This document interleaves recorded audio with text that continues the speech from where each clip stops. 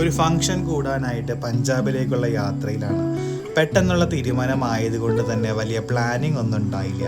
രാവിലെ കൊച്ചി എയർപോർട്ടിൽ നിന്ന് ഞങ്ങൾ 5 പേരും എയർ ഇന്ത്യയുടെ എയർബസ് A320 ഡൽഹിയിലേക്ക് എത്തി.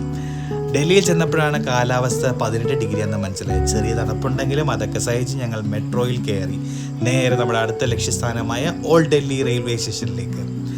ഓൾഡ് ഡൽഹി റെയിൽവേ സ്റ്റേഷനിൽ ചെന്നിറങ്ങി നേരെ നോക്കുമ്പോണ്ടല്ലോ ദേ കിടക്കുന്നു നമ്മുടെ ഡൽഹി അമൃത്സർ വന്ദേ ഭാരത് എക്സ്പ്രസ്. കേരളത്തിൽ വന്ദേ ഭാരത് എക്സ്പ്രസ് ഉണ്ടെങ്കിലും അതിലൊന്നും നമുക്ക് യാത്ര ചെയ്യാൻ പറ്റിയിട്ടില്ല. അപ്പം നമ്മളുടെ ആദ്യത്തെ വന്ദേ ഭാരത് എക്സ്പ്രസ് യാത്രയാണ് ഇത്. അത് ആ ഒരു എക്സൈറ്റ്മെൻറ്റിൽ അപ്പവും ചിക്കുവും ഞാനൊക്കെ കുറേ വീഡിയോസും കുറേ ഫോട്ടോസൊക്കെ എടുത്തു. അതിൻ്റെ ഉള്ളിൽ കയറി 3 മണിക്ക് ഞങ്ങൾ ജലന്ധറിലേക്കുള്ള യാത്ര തിരിച്ചു. അതിൽ ഇരിക്കാൻ നേരത്താണ് ഞാൻ സ്ക്രീൻ ശ്രദ്ധിച്ചത് 130 കിലോമീറ്റർ വേഗത്തിലാണ് വന്ദേ ഭാരത് എക്സ്പ്രസ് യാത്ര ചെയ്യുന്നത്. ഫ്ലൈറ്റിനേക്കാളും എന്തുകൊണ്ട് കംഫർട്ടബിൾ അത് തന്നെയാണെന്ന്.